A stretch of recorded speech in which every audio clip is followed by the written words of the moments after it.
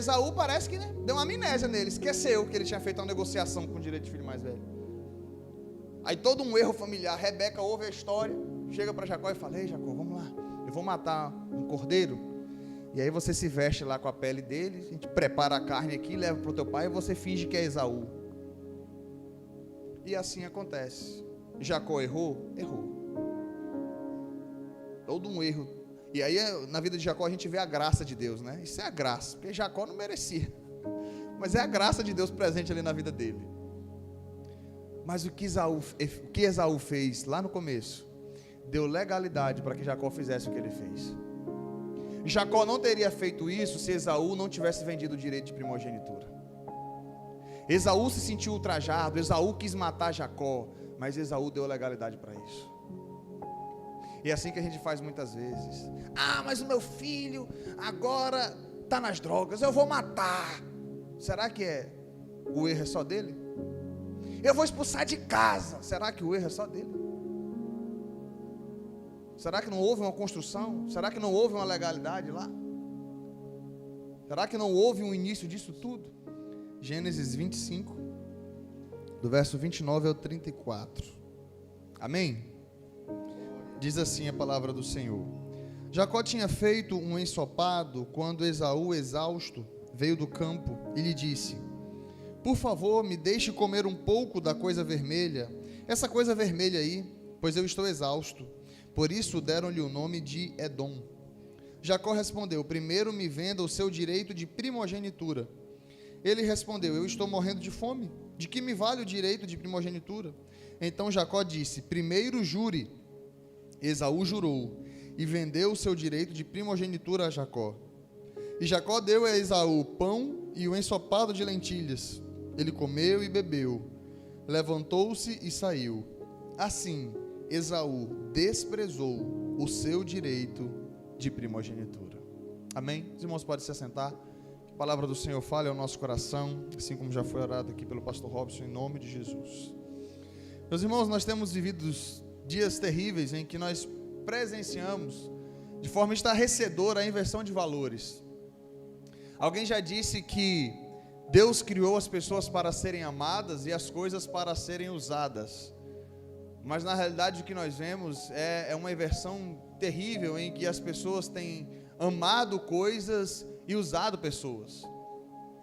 Nós vemos homens que valorizam talvez muito mais a sua chácara do que a sua esposa. Talvez homens que valorizam muito mais o seu carro do que os seus filhos. Nós temos visto talvez mulheres que valorizam muito mais a sua casa, né, os seus móveis, do que o seu próprio marido. E muitas vezes isso acontece não de maneira nítida, mas no nosso subconsciente. Muitas vezes nós temos muito mais preocupação realmente com coisas do que com as pessoas, e especificamente falando, muitas vezes dos da nossa casa, muitas vezes dos da nossa família. E essa é uma reflexão que nós precisamos ter. Eu não sei quantos já ouviram uma história, eu acredito que ela tenha sido real, de uma criança que riscou o carro do seu pai. E ele bateu com tanta força na mão do seu filho, que a mão dele precisou ser amputada. E o filho chegou: papai, agora eu não vou mais riscar o seu carro. E aquele homem se suicidou, porque ele não suportou o peso do que ele havia feito. E é claro que eu estou falando de uma história muito trágica, de algo muito drástico. Mas quantas crianças não têm nutrido talvez ódio, aversão ao seu pai ou à sua mãe, porque eles percebem, talvez não ouvem isso, mas na prática talvez é o que eles sentem. O trabalho do papai é mais importante que um tempo comigo. O trabalho da mamãe é mais importante do que um tempo comigo. O escritório do papai é mais importante. O papai e a mamãe passam mais tempo no celular do que comigo. Isso é uma reflexão para mim, porque eu trabalho com comunicação. Lá em casa é uma luta. Eu preciso me policiar constantemente para deixar o celular, para poder brincar com as minhas filhas, para que elas não sintam que estão competindo com o trabalho do papai. Essa é uma reflexão que nós precisamos fazer, irmãos. Baseado no que eu estou falando, eu lembro de um comercial da Mastercard, não sei quantos de vocês lembram, mas até um tempo atrás passava na televisão algumas versões desse comercial, em que dizia assim, apresentava-se o preço de algumas coisas, né, que dava para comprar com cartão Mastercard. E um dos comerciais dizia assim, vasilha para cachorro, custa tanto. Mostrava a pessoa cortando uma carne, né, aí ele pega assim uma ração, bota na vasilhinha e o cachorrinho vem e come. Vasilha para ração de cachorro, aí aparecia o valor. Aí ele saía correndo com a faca, cortando a carne, né? Conjunto de faqueiro, tanto. Aí eles vão e se reúnem num gramado lá fora, a família toda. Aí uma frase, fechando o comercial: tarde em família não tem preço. O que um cartão de crédito percebeu e tem utilizado para monetizar em cima disso, para ganhar dinheiro em cima disso, muitas vezes a gente não tem percebido, como homens e mulheres de Deus, como família do Senhor. Muitas vezes a gente não tem percebido, ou não tem feito a diferenciação do que é valor e preço, do que tem valor e do que tem preço. E é sobre isso que eu gostaria de falar com você hoje. Repita comigo: devemos aprender a valorizar aquilo que realmente é importante. Esse texto aqui que nós lemos, todos aqui já conhecem, talvez uns mais do que os outros, mas resumindo a história, Abraão foi chamado por Deus para formar a nação de onde viria o Salvador do mundo. Adão pecou, o pecado entra na humanidade, Deus estabelece algumas questões ali, faz uma aliança com Noé para preservar a sua família por conta da maldade, depois do pecado no mundo. Então vem o dilúvio, Noé e sua família é preservado. Depois nós vemos a Torre de Babel, a maldade ainda no coração humano, querendo chegar até Deus. Então nós vemos ali naquele ambiente a confusão das línguas. Mas no capítulo 12, Deus chama Abraão. E aí é o projeto de Deus de maneira extraordinária sendo estabelecido. E ele diz para Abraão: em ti, Abraão, serão benditas todas as nações da terra. Abençoarei os que te abençoarem, amaldiçoarei os que te amaldiçoarem. Ali, a partir de Abraão, que sai de um contexto idólatra ali de Ur dos Caldeus, né? Sai da tua terra, do meio dos teus parentes, vai para uma terra que eu ainda vou te mostrar. E Abraão então sai com Sara. Era para sair do meio dos parentes, não era para levar ninguém, ele ainda cai na besteira de levar Ló. Leva o sobrinho com ele, que lá na frente deu dor de cabeça para ele. Mas de Abraão nasce aí outro problema que Abraão arruma, né? O nascimento de Ismael com Agar. Mas nasce Isaac, que era realmente o filho da promessa que Deus havia dito para Abraão. E de Isaac, depois daquela provação que Abraão também passou, quando Deus pede para ele o seu filho, e além de Isaac ser uma prefiguração de Cristo ali também, mas Deus estava deixando muito claro que Deus era um Deus diferente das outras divindades. Quando ele pede para Abraão sacrificar o filho dele, talvez para Abraão isso não fosse tão estranho, porque o contexto idólatra era natural isso. Claro que doeu o coração de Abraão, porque era o filho da promessa. Mas quando Deus diz para Abraão: não faças nada ao teu filho, o que Deus está fazendo ali naquele momento é dizendo: eu sou um Deus diferente dos outros, eu não aceito sacrifício humano, comigo não vai ser assim. Então a partir daquele momento Deus está demonstrando que Ele é um Deus diferente de todas as outras divindades, que na realidade são demônios, né? Que as outras nações ali adoravam. E a partir da vida de Isaac agora, o filho de Abraão, nasce os gêmeos, Jacó e Esaú. Esaú, o primogênito, Jacó, o segundo filho. E havia uma bênção especial para o filho mais velho, algo que Deus havia determinado, a bênção da primogenitura, né? Seria as primícias. Então o primeiro filho, havia uma bênção especial da parte de Deus. E Esaú sabia disso. Esaú sabia que havia uma bênção especial na primogenitura. Deus havia falado isso. Embora Deus já tinha falado para Rebeca ainda no ventre, né, que o mais velho serviria ao mais moço. Mas nesse momento, Esaú ignora o fato de ser mais velho. E é essa reflexão que vai permear o que eu vou falar com os irmãos aqui hoje. Qual o valor que você tem dado à sua família? Esaú desprezou o fato de ser o filho mais velho. Aquilo que para Deus era algo extraordinário e importante, para Esaú era algo de pouco valor. A pergunta que eu quero fazer para você hoje é: qual o valor que tem o fato de você ser marido? Qual o valor que tem para você o fato de você ser pai? Qual é o valor que tem para você o fato de ser mãe? Qual é o valor que tem para você o fato de ser esposa? Ah, esposa, tem tanta mulher que é esposa. Ah, mãe, tem tanta gente que é mãe. Ah, pai, tem tanto pai aí. Tem homem que tem 15 filhos, tem outros que tem 17, tem outros que tem 2, e tem outros que estão tentando ser. Qual é o valor que você tem dado? A figura familiar que você exerce. Qual o valor que você tem dado como filho? Qual o valor que você tem dado como irmão? Nesse caso aqui nós estamos falando de um irmão mais velho, de um filho mais velho. E a primeira lição que eu extraio desse texto é que o que é importante não pode ser equiparado às coisas comuns. Olha só, versículo 30 de Gênesis 25. E lhe disse: por favor, me deixe comer um pouco dessa coisa vermelha, que seria ali um guisado, né, de lentilhas, pois eu estou exausto. Versículo 32. Ele respondeu: estou morrendo de fome, de que me vale o direito de primogenitura? Estou morrendo de fome, de que me vale o direito de primogenitura? Perceba que Esaú desprezou algo extraordinário por conta de uma necessidade momentânea. Esaú estava com fome. A fome, ela acaba com um prato de comida, mas a fome volta de novo. Esaú desprezou uma bênção eterna por algo momentâneo. Assim muitos homens fazem, por conta de uma tentação. Ele esquece o valor eterno do casamento, mas por conta de uma tentação, ele prefere adulterar. Ah, pastor, nós estamos falando de um prato de comida, o senhor já vem com a ideia de um adultério. Nós estamos falando de um prato de comida. Sabe por que isso é tão forte?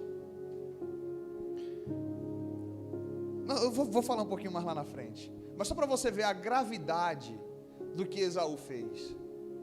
Talvez para nós isso aqui é algo simples, isso aqui é algo banal, mas quando Paulo está falando para Timóteo sobre o final dos tempos, lá em 2 Timóteo capítulo 3, ele vai dizer: olha, nos últimos dias os homens serão egoístas, avarentos, presunçosos. Ele diz assim, ó, sem afeição natural. Na NVI vai dizer sem amor pela família. Uma outra característica dos homens apóstatas da última geração é desobedientes aos pais. Aquilo que pra gente talvez é besteira. Ah, uma pessoa, ele não valoriza a família dele. Ah, aquele filho ali é desobediente aos pais. Para Paulo está na mesma categoria de pessoas avarentas, egoístas, presunçosas, adúlteros, idólatras, mentirosos, homicidas. Está na mesma categoria. Aquele que não ama a família é como se estivesse na categoria de depravação. Aquele que não valoriza a sua família, o que Paulo está nos mostrando, depois você olhe com calma, 2 Timóteo capítulo 3, a gravidade que é você desvalorizar a família, as pessoas que o Senhor colocou na sua vida, para caminharem nessa jornada.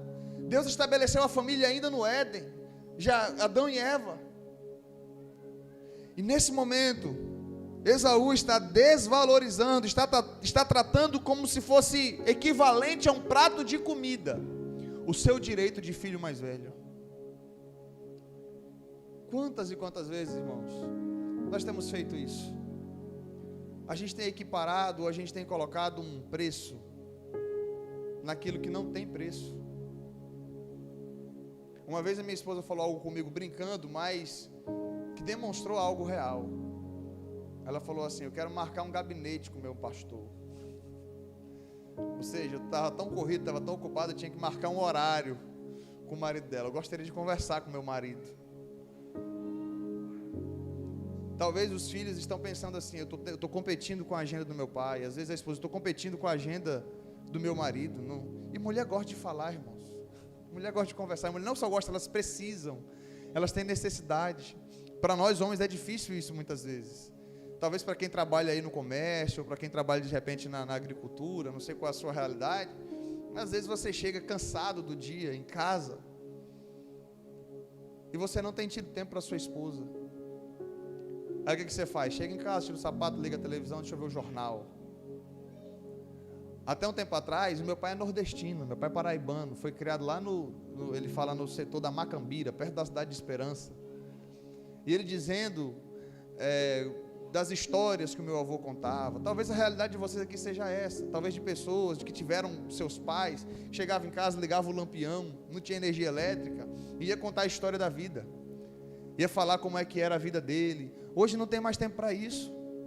Que a televisão está aí, as redes sociais estão aí, a gente não tem mais tempo para conversar com os nossos filhos, não temos mais tempo para conversar com a nossa esposa. Percebe que muitas vezes nós estamos desvalorizando, é exatamente o que Esaú fez. Estamos realmente pegando aquilo que é de um valor imensurável e tratando como se fosse coisa banal. É mais importante ouvir o que aconteceu no dia, no Brasil, na política, do que ouvir qual foi o dilema do meu filho na escola, do que qual foram os problemas que minha esposa enfrentou durante o dia. Às vezes nós estamos valorizando o que está acontecendo do outro lado do mundo, que muitas vezes não vai influenciar em nada na nossa vida, do que as pessoas que estão comendo arroz e feijão com a gente, dormindo do nosso lado e passando por dilemas que a gente não sabe. Talvez você saiba o que acontece na Coreia do Norte, que é um país fechado, mas não sabe o que está acontecendo com a sua esposa. Sabe o que está acontecendo na China, mas não sabe o que está acontecendo com o seu filho, os dilemas que ele enfrentou na escola. O que é importante não pode ser equiparado com coisas comuns. Glória a Deus. Segundo, o que é verdadeiramente importante está para além do valor comercial. O que é verdadeiramente importante está para além do valor comercial. Não tem preço. Como a Mastercard diz, né? Uma tarde em família não tem preço. A vasilha para cachorro tem preço. Um conjunto de faca tem preço. Mas sentar com a sua família para comer não tem preço. A Mastercard sabe disso. E muitas vezes a gente não sabe. Muitas vezes a gente que tem a palavra de Deus, nós temos colocado preço nas coisas. Até um tempo atrás era tema de filme de sessão da tarde. Aqueles pais que trabalhavam muito, viajavam, davam tudo para os seus filhos. Isso, eu assisti vários filmes assim. E aí o filho, tudo que ele queria era a presença do pai. O pai enchia ele de presente, enche de brinquedo, compra isso, aquilo. Mas no final das contas, o que aquela criança quer é a presença do pai. E quantas vezes nós temos feito isso? Pessoas que se esmeram para dar uma boa faculdade para o filho, para colocar numa boa escola, para dar um bom presente, para dar uma boa comida, e faz tanta coisa, mas não tem tempo. E às vezes o que vai fazer diferença é isso. Eu fui criado numa família com muita limitação financeira. Hoje eu falo com minha esposa, hoje minha filha toma um iogurtezinho de vez em quando, né? De vez em quando não, quase sempre. Minha esposa fala, tem que parar de comprar iogurte aqui, é muito doce para essa criança. Na minha época o iogurte era uma coisa extraordinária. Biscoito recheado, isso era uma coisa de outro mundo. E olha que eu nem sou tão velho assim. Talvez aqui alguns irmãos tenham tido a realidade muito mais difícil. Pastor, só fui comer biscoito recheado com 40 anos de idade. Talvez para a realidade de alguns aqui sejam. Meu pai disse que foi assistir televisão quando ele foi saber sobre televisão com 19 anos. Então, muitos de nós viemos de realidades difíceis, mas nós tínhamos os nossos pais presentes. Meu pai, como eu falei, ele paraibano retado. Eu fui criado na rédea curta. Mas meu pai sempre esteve presente. No dia que um rapazinho na escola mostrou um canivete para mim, eu cheguei em casa chorando, que eu sempre fui muito bestinha, nunca fui valentão. Eu estou lá em casa lavando a louça. Isso eu estava, acho que na 6ª série. Minha mãe fazendo universidade, meu pai estava por ali, percebeu que eu estava muito calado, né? O que foi, Natan? O que aconteceu? Tu está calado? Aí eu comecei a chorar. O menino me ameaçou na escola, me mostrou um canivete, mandou ficar veaco. Fica veaco. Oxi, meu pai falou, que conversa é essa? Amanhã eu vou te deixar na escola. Mas para você ver a diferença do que é um pai presente. Meu pai percebeu que eu estava calado. Se meu pai não tivesse me perguntado, eu não teria coragem de falar para ele. E ele também perguntou o que aconteceu, eu falei. No outro dia ele estava na escola comigo. O rapaz que tinha mostrado o canivete para mim não foi na escola. Eu falei, por que ele faltou? Segundo dia ele não foi na escola.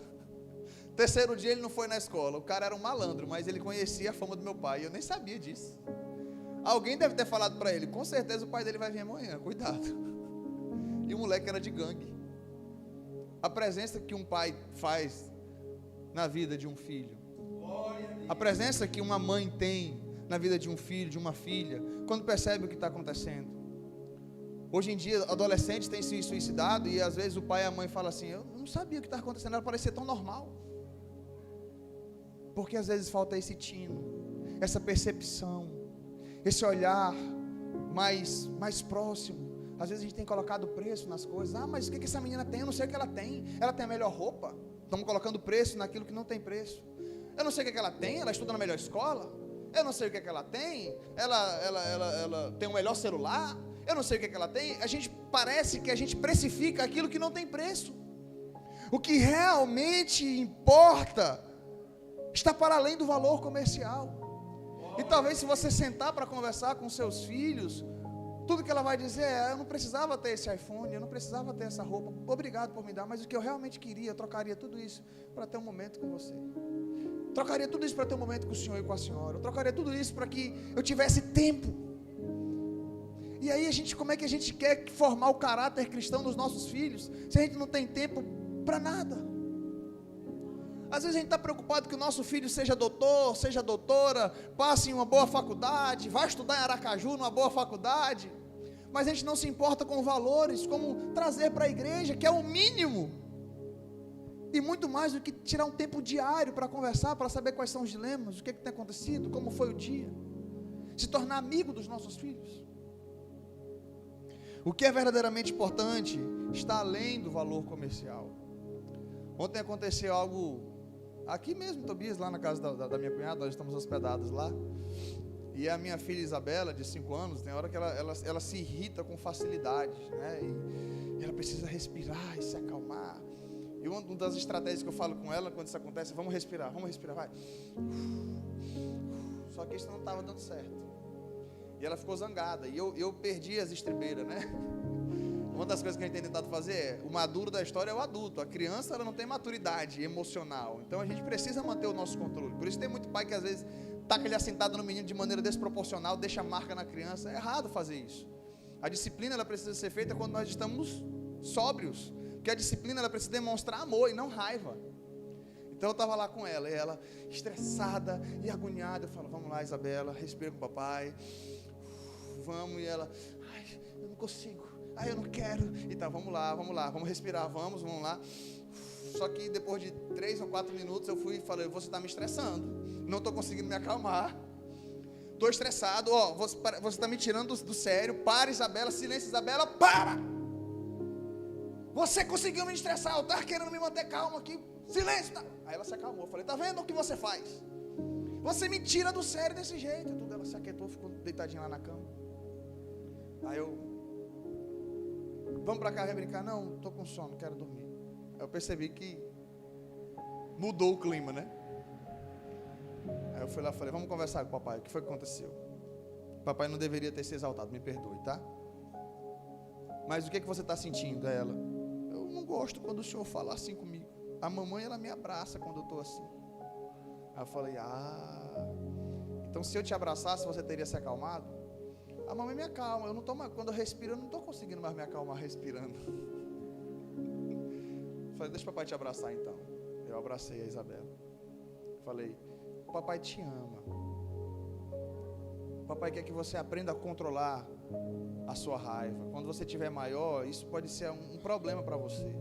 Hoje você é criança, as pessoas ignoram, mas quando você tiver maior, você precisa controlar os seus impulsos. Isso é domínio próprio e tal. Mas o papai perdeu as estribeiras mesmo. O papai não teve o domínio próprio que deveria ter para lidar com você nessa situação. Aí eu abracei ela. Então da próxima vez que você estiver assim, o papai vai tentar te abraçar. Tá bom? Tá bom. Ela não foi desobediente, porque às vezes a gente fala assim: isso aí é nutelagem dos pais de hoje, né? Pai raiz não trata assim não, isso é pai Nutella. Não é disso que eu estou falando. Ela não foi uma desobediência, ela estava brincando com a irmã dela pegou um brinquedinho dela lá e ela se exaltou, ela não bateu na irmã dela, ela não fez nenhuma coisa que exercesse uma disciplina de fato. Ela simplesmente ficou estressada com a irmã, não bateu na irmã, não fez nada, mas ela não estava conseguindo controlar a raiva. É diferente se ela tivesse batido na irmã dela, aí precisaria sim de uma disciplina um pouco mais forte. Mesmo assim, eu não devo perder as estribeiras, né? Eu não devo sair do controle. Mas às vezes a gente, por conta do nosso ativismo, a gente perde essa sensibilidade. Eu estou de férias nesse momento, é mais fácil até eu ter esse momento. Mas às vezes na correria do dia a dia, graças a Deus que ela ficou quietinha no canto, né? Ah, olha, tá vendo? Eu gritei, ela se acalmou, olha aí o que resolve. É isso que resolve. Aí, se isso vai se tornando algo diário, mas ela só se acalma quando eu grito com ela. Isso vai acontecendo, vai acontecendo, vai acontecendo, vai acontecendo. Depois ela tem um trauma. Quando alguém fala alto com ela, ela só vem o que na cabeça dela? Meu pai. Meu pai. Se o patrão dela falar um pouco mais forte com ela, na cabeça dela vem o quê? Meu pai. Meu pai. E às vezes a criança acaba tendo um trauma do pai. Ou às vezes acaba tendo um trauma da mãe. Porque ela era próxima da mãe, mas tudo que ela escutava era grito. E nunca chegou, a mãe ou o pai nunca chegou para conversar, para dizer o que é que você está sentindo. Por que é que você está assim? Talvez lá você faz isso com o seu colaborador no trabalho. Talvez as professoras conseguem fazer isso com os alunos. Mas às vezes chega a cabeça tão cheia em casa que não consegue fazer isso com os filhos. São reflexões que a gente precisa fazer. São reflexões que minha esposa e eu estamos tendo. E que a gente pode melhorar muito do que muitos têm vivido em situações assim. Uma coisa que eu tenho certeza, irmãos, é que nós somos falhos. Meu pai e minha mãe me deram uma das melhores criações. São 3 filhos, estão na igreja, nós louvamos a Deus por isso. Eles tiveram falhas. E uma das coisas que eu falo para minha esposa é: nós vamos falhar. Não tem como acertarmos em tudo. Mas uma coisa que a minha filha precisa saber e ter bem claro na mente dela é: a gente vai sempre errar tentando acertar. Toda vez que a gente errar, vai ser na tentativa de querer acertar, de querer ser o melhor para vocês, de querer levar vocês mais próximas de Deus, de querer fazer com que vocês conheçam a Jesus de maneira mais intensa, que vocês amem a Jesus de maneira mais intensa. Todos os dias a minha esposa faz devocional com elas pela manhã, e à noite eu coloco a Isabela para dormir. Conto uma historinha da Bíblia e oro com ela. É uma tentativa nossa, na correria do dia a dia. É 20 minutos que minha esposa faz devocional com elas pela manhã. É 5 minutos que eu conto uma historinha para ela à noite e oro antes de dormir. É pouco tempo? É pouco tempo. Mas isso a longo prazo faz uma diferença extraordinária. São reflexões como essa que nós precisamos ter. E terceiro, para finalizar, aquilo que é verdadeiramente importante, um dia pode nos fazer falta. Aquilo que é verdadeiramente importante, um dia pode nos fazer falta. Você conhece a história? Esaú vendeu o direito de primogenitura aqui. Mas um dia, Isaac falou assim: Esaú, meu filho, vai lá buscar uma caça para mim, você é bom nisso aí, prepara essa carne para mim. Esaú parece que deu uma amnésia nele, esqueceu que ele tinha feito uma negociação com o direito de filho mais velho. Aí todo um erro familiar. Rebeca ouve a história, chega para Jacó e fala: ei Jacó, vamos lá, eu vou matar um cordeiro, e aí você se veste lá com a pele dele, a gente prepara a carne aqui, leva para o teu pai e você finge que é Esaú. E assim acontece. Jacó errou? Errou. Todo um erro. E aí na vida de Jacó a gente vê a graça de Deus, né? Isso é a graça, porque Jacó não merecia, mas é a graça de Deus presente ali na vida dele. Mas o que Esaú fez lá no começo deu legalidade para que Jacó fizesse o que ele fez. Jacó não teria feito isso se Esaú não tivesse vendido o direito de primogenitura. Esaú se sentiu ultrajado, Esaú quis matar Jacó, mas Esaú deu legalidade para isso. E é assim que a gente faz muitas vezes. Mas o meu filho agora está nas drogas, eu vou matar. Será que o erro é só dele? Eu vou expulsar de casa. Será que o erro é só dele? Será que não houve uma construção? Será que não houve uma legalidade lá? Será que não houve um início disso tudo? Será que não faltou atenção lá? Talvez não, talvez você tenha feito seu trabalho, mas talvez você tenha feito como Esaú. Lá na frente ficou com raiva, lá na frente quis matar, lá na frente quis valer os seus direitos, mas lá atrás ele trocou. Ele colocou preço naquilo que não deveria ter colocado. Lá atrás sacrificou, trazendo agora para o tempo, né? O meu filho com 15 anos se envolveu com drogas, mas talvez quando ele tinha 2, você trocou, não teve tempo para ele, era muito trabalho, era muito tempo, eram muitas viagens, era muito isso, era muito aquilo, era muito jornal, era muita televisão, eram muitas outras coisas para ter tempo para minha família. um dia isso pode custar caro. Lá em Hebreus, capítulo 12, te convido a abrir a Bíblia comigo, Hebreus 12, 16 e 17. Hebreus 12, versículo 16 e 17, olha o que Deus está falando pelo que Esaú fez, deixando bem claro aqui, Esaú, não foi um adultério que Esaú cometeu, ele não violentou a esposa de ninguém, ele não cometeu nenhum crime pelo que a gente conhece como imoral, digamos assim, né? Um pecado sexual, uma imoralidade e tal, ele vendeu o direito de filho mais velho, mas olha como a Bíblia chama ele, Hebreus 12, 16 e 17, e cuidem para que não haja nenhum impuro ou profano, como foi Esaú. Algumas versões falam nenhum imoral ou profano, como foi Esaú, o qual por um prato de comida vendeu o seu direito de primogenitura. Vocês sabem também que posteriormente, querendo herdar a bênção, foi rejeitado, pois não achou lugar de arrependimento, embora com lágrimas o tivesse buscado.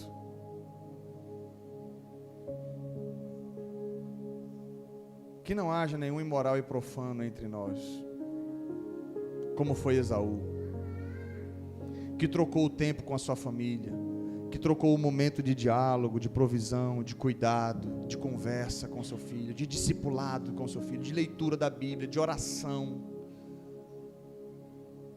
porque talvez isso pode ter um preço muito alto no futuro. Uma das lembranças que eu tenho, que minha esposa tem também, da mãe dela, são de orações. Quantas vezes eu acordei de madrugada, 3 horas da manhã assim, e estava meu pai e minha mãe orando no quarto por nós. Então tinha diálogo, tinha conversa, teve muitos erros também, claro, mas eles erraram tentando acertar. E eles oraram por nós. Ore pela sua família, gaste tempo com a sua família, gaste tempo em oração, gaste tempo em conversa, gaste tempo em diálogo, para que você lá no futuro não possa fazer aquela célebre pergunta, onde foi que eu errei? Mas talvez você tenha a resposta. Talvez a gente se engane, às vezes a gente se engana. Ah, mas eu levei para a igreja, uma vez por semana, quando não faltava. Ah, mas ele ia na igreja, eu levava na EBD, eu não sei o que aconteceu com essa criança, mas qual era o testemunho que ele vinha em casa? Mas eu não quero terminar, talvez para quem tem filho pequeno isso faça todo sentido, mas talvez tenha algumas pessoas aqui hoje que falam, pastor, eu fiz como Esaú, o que fazer agora? Eu fiz como Esaú, lá atrás eu errei, e agora eu estou pagando o preço da minha negligência, agora eu estou pagando o preço do meu erro, agora eu estou pagando o preço por ter colocado preço naquilo que não deveria. Agora é contar com a graça de Deus, pedir força para o Senhor, pedir graça e sabedoria ao Senhor, para que mesmo em meio aos erros, você tenha força, resiliência e resistência, para se tornar ou continuar como um homem ou uma mulher segundo o coração de Deus. Davi não é o melhor exemplo de pai, mas ainda assim ele foi um homem segundo o coração de Deus. Davi pagou pelos seus erros como pai, como marido, mas como rei ele foi um homem que glorificou e exaltou a Deus. O grande êxito de Davi é que Davi tinha um coração quebrantado e reconhecia o erro. Então o primeiro passo, e talvez o único que possa fazer um grande sentido para aqueles que deixaram o leite derramar no meio do caminho, é reconhecer a sua falha. Meu filho está nas drogas e eu reconheço que eu errei, então chegue para ele e peça perdão. Minha filha entrou por um caminho que não deveria ter ido, e eu reconheço que tem grande parcela minha nisso aí. Chegue para ela e peça perdão.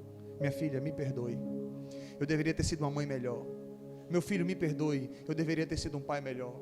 Eu errei quando eu fiz isso, eu errei quando eu fiz aquilo, eu errei quando... Irmãos, o pedido de perdão tem um poder curador extraordinário. A pior coisa que tem é você chegar e querer se justificar diante do seu filho. Ah, mas eu não te dei tudo. Ah, mas eu não te dei isso. Para sua filha, ah, mas eu te dei tudo. Por que você foi por isso? A culpa não é minha e tal. Se você reconhece que tem alguma parcela, que você poderia ter feito melhor, reconheça. Esse foi o diferencial de Davi. Esse foi o diferencial de Davi. Ele errou bastante, mas ele reconhecia os seus erros. Ele pedia perdão. Ele chegou diante de Deus e confessava a sua culpa. Assim faça. Peça perdão para o seu filho. Tente fazer com que o vínculo que foi quebrado seja restabelecido. E você vai ver o poder de Deus agindo na sua família, o poder de Deus agindo na sua casa, o poder de Deus agindo de maneira extraordinária e transformando maldição em bênção para a honra e glória do nome do Senhor. Eu gostaria de fazer uma oração, vamos ficar em pé?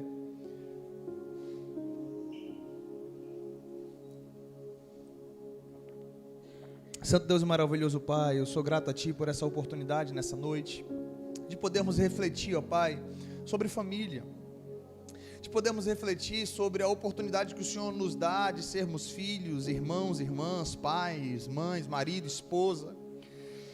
E o Senhor nos colocou, ó Deus, com uma peculiaridade dentro desse lar. Às vezes nós reclamamos por não sermos talvez tão reconhecidos como nós gostaríamos no nosso trabalho, talvez por não sermos tão requisitados como gostaríamos em tantos outros ambientes. Talvez nos sintamos menosprezados muitas vezes, gostaríamos de ter um reconhecimento maior por onde andamos, mas muitas vezes ignoramos a responsabilidade que o Senhor nos deu dentro da nossa casa, pessoas que admiram a nossa vida, pessoas que estão sob a nossa tutela, somos pais, e os nossos filhos olham para nós com brilho nos olhos, muitas vezes ignoramos isso. Quantas vezes nós ignoramos, ó Deus, que somos exemplos para as pessoas? Quantas vezes ignoramos porque queremos o reconhecimento do patrão, queremos o reconhecimento de outras pessoas e esquecemos que temos o reconhecimento dos nossos filhos que olham para nós e querem tanto o nosso amor e a nossa atenção, e muitas vezes desvalorizamos essas pessoas que o Senhor nos deu para cuidar, porque são do Senhor, são herança do Senhor. Ó Deus, redireciona o nosso foco, tem misericórdia de nós, ó Deus. Porque muitas vezes nós temos olhado como o mundo olha, como a sociedade olha. Para a sociedade a família não tem valor. Se eu não sou feliz, eu posso colocar os meus filhos na creche. Se eu não sou feliz, eu posso dá-los para adoção. Se eu não sou feliz, eu posso largar esse marido e essa esposa. Se eu não sou feliz, eu posso ter aí a guarda compartilhada, porque essa criança na realidade tem me trazido muito problema. Senhor, quantas e quantas vezes nós temos sido influenciados, ó Deus, por essa tendência mundana e esquecido da preciosidade que o Senhor nos deu e que foi formada pelo Senhor, a família, ainda no Éden. Faz-nos olhar com os teus olhos, ó Deus, porque se nós queremos uma sociedade melhor, isso começa dentro da nossa casa. Às vezes nós estamos reclamando da política, fazendo baixo-assinado para isso e para aquilo, mas o nosso filho está se perdendo dentro do nosso lar. E não temos dado atenção para isso, ó Deus. Tem misericórdia, Pai. Dai-nos, ó Deus, sabedoria. Dai-nos olhos centrados, ó Deus. Eu te peço que o Senhor derrame da tua graça sobre cada lar e família, sobre cada pai e mãe que ainda tem os seus filhos pequenos, que podem, ó Deus, fazer dessa forma. Mas eu também te peço por aqueles que estão com seus filhos já adultos e talvez passando por algum problema, por algum dilema, como aqui foi citado, ó Deus, que o Senhor venha reconstruir essas pontes, ó Pai, que o Senhor venha restabelecer o contato, a comunhão, a comunicação, que haja perdão, que haja pedido de perdão, que haja restauração, ó Deus, em nome de Jesus. Assim como podemos ouvir testemunhos aqui hoje, ó Pai, de pessoas rendendo-se ao Senhor, de homens depois de tantos anos das suas esposas orando, entregando suas vidas ao Senhor Jesus, que haja essa perseverança, ó Deus, que haja essa constância na vida de cada um dos teus servos, nas famílias, ó Deus, para que assim vejamos a tua boa mão em cada lar, em nome de Jesus, amém e amém. Que Deus abençoe. Muito obrigado, meus irmãos. Obrigado, pastor Robson, em nome de Jesus.